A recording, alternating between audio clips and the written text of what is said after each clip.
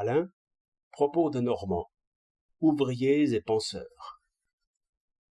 Le train roulait dans la nuit. Soudain, il y eut une rumeur, et tous regardèrent, croyant que quelque village brûlait. Ce n'était qu'une usine flamboyante, d'où sortaient des fumées rouges. Les nuages aussi étaient rouges, et les rochers. C'était comme une bouche d'enfer.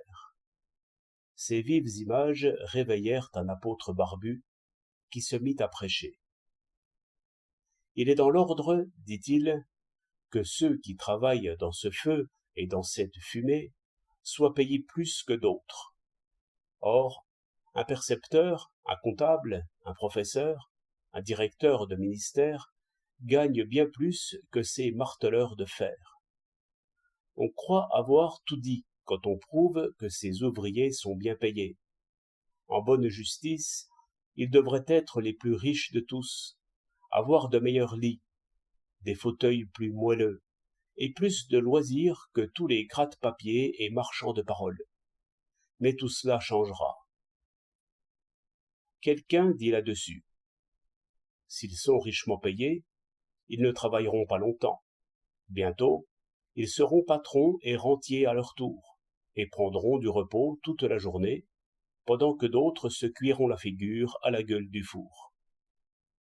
L'apôtre barbu répondit: quand je dis qu'ils seront plus payés que d'autres, je n'entends pas qu'ils pourront épargner et tourner leur pouce avant l'âge. J'entends qu'avec 2 ou 3 journées, ils pourront vivre une semaine. Dans l'État socialiste, il n'y aura point d'autres riches que ceux-là. Mais voyons, dit un autre, il faudrait pourtant être juste, et ne pas compter seulement la fatigue des bras et des jambes. Le cerveau travaille aussi, et se fatigue aussi, et souvent à des travaux qu'on ne voit pas.